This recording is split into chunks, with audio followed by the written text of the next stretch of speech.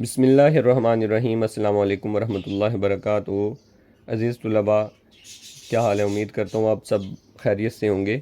آج ہم unit number 1 کے پارٹ 2 کی طرف چلیں گے، جس میں ہم ٹرانسلیشن کا باقاعدہ آغاز کریں گے۔ پچھلے لیسن کے اندر ہم نے گلوسری کو پڑھا تھا، تو جس طرح اس کے اندر ہم نے 2 کویسچنز کو کور کیا تھا، یعنی کہ جب ہم ٹرانسلیشن کرتے ہیں تو اس پر ہمیں اردو ترجمہ لکھنے میں گلوسری سے مدد ملتی ہے، اور اس کا دوسرا پارٹ تھا کہ کمپریہنشن کے اندر ہمارے پاس انڈر لائن ورڈ دیے جاتے ہیں جن کے انگلش میں میننگز لکھنے ہوتے ہیں، یعنی سینونیمز لکھنے ہوتے ہیں، وہاں پر بھی ہمیں اس سے مدد ملتی ہے۔ تو اس یونٹ کے اندر بھی اس پارٹ کے اندر بھی ہم جو کام کریں گے اس میں اردو ترجمہ کریں گے، جس سے ہمیں 2 طرح سے مدد ملے گی۔ ایک کویسچن آئے گا وہی والا کہ جس میں ہم نے جو ہمیں پیسیج دیا گیا ہوگا اس کی اردو ٹرانسلیشن کرنا ہوگی، اور جو دوسرا حصہ ہوگا وہ کمپریہنشن۔ ظاہری سی بات ہے، جب ہم اس کو اردو میں بھی سمجھ سکتے ہیں، ترجمہ کر سکتے ہیں، تو ابھی ہم کویسچن کے آنسرز بھی دے سکیں گے اور اس کی سمری بھی لکھ سکیں گے۔ تو چلیے اپنے لیسن کا باقاعدہ آغاز کرتے ہیں۔ تو اس سبق کو پہلے میں آپ کو دکھا دیتا ہوں۔ یہاں پر ہمارے پاس پری ریڈنگ کا آپشن دیا گیا ہے۔ پری ریڈنگ کے اندر ہم جو پارٹس کور کریں گے وہ ہے رحمت للعالمین، جسٹس، ہیومینٹی، پیشنس، صادق اینڈ امین۔ یعنی کہ یہاں پر ہمیں بتایا گیا ہے کہ اس سبق کے اندر ہمارے جو پارٹس کور ہوں گے وہ یہ والے ہوں گے۔ تو اس کے بعد سبق جو ہے وہ اس طرح کی شیپ میں ہمارے پاس آتا ہے۔ پری ریڈنگ کے بعد یہ ہمارے پاس یہاں سے لیسن کا باقاعدہ آغاز ہو گیا ہے۔ تو اب ہم اس کو یہاں سے پڑھتے ہیں۔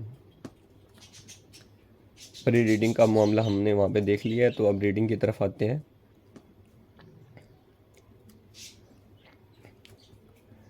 O you who have believed, seek help through patience and prayer۔ اے ایمان والو، صبر اور نماز کے ذریعے اللہ کی مدد مانگو۔ Indeed, Allah is with the patient۔ بے شک اللہ صبر کرنے والوں کے ساتھ ہے۔ البقرہ 2153، سورۃ البقرہ جو کہ دوسری صورت ہے، اور اس کی آیت نمبر 153 کے اندر یہ بات اللہ تبارک و تعالیٰ نے ارشاد فرمائی ہے۔ By tolerance, we mean a fair and objective attitude towards those whose lifestyle differs from ours۔ رواداری سے ہمارا مطلب ان لوگوں کے ساتھ منصفانہ یعنی کہ غیر جانبدارانہ رویہ اختیار کرنا ہے، اینڈ آبجیکٹیو ایٹیٹیوڈ اور معروضی یعنی کہ ذاتی مفادات سے پاک رویہ اختیار کرنا ہے۔ کن لوگوں کے ساتھ؟ whose lifestyle differs from ours، جن لوگوں کا طرز زندگی ہم سے مختلف ہے۔ Tolerance is the virtue which enables a person to forbear the attitude, negative remarks and action with patience and calmness۔ رواداری وہ خوبی ہے جو قابل بناتی ہے ایک انسان کو کہ وہ برداشت کر سکے دوسروں کے رویے کو، منفی تبصروں کو اور ان کے عمل کو کس طرح صبر اور سکون کے ساتھ۔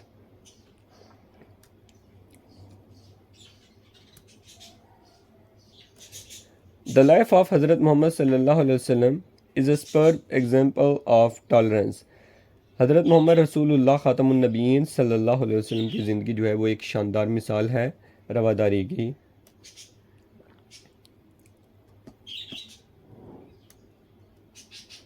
It is his tolerance that let him forgive his worst enemies۔ یہ آپ صلی اللہ علیہ وسلم کی ہی برداشت تھی کہ آپ نے اپنے بدترین دشمنوں کو بھی معاف فرما دیا۔ Truly he is an epitome of tolerance، forgiveness، patience and compassion۔ در حقیقت آپ ایک شاندار مظہر ہیں کس چیز کا؟ ٹالرنس کا، رواداری کا، فارگیونیس معافی کا، پیشنس صبر کا، اینڈ کمپیشن اور ہمدردی کا۔ The Holy Quran describes him as رحمت للعالمین، a mercy unto the whole mankind and universe۔ قرآن پاک نے آپ صلی اللہ علیہ وسلم کو رحمت للعالمین یعنی پوری بنی نوع انسان اور کائنات کے لیے رحمت قرار دیا ہے۔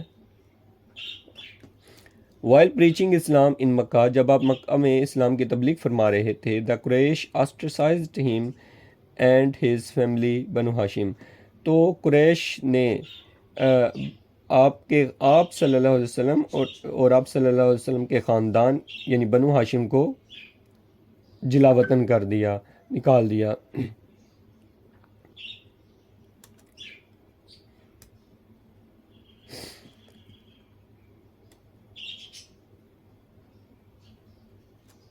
They lived in a valley called شیب ابی طالب، وہ شیب ابی طالب نامی ایک وادی میں رہتے تھے۔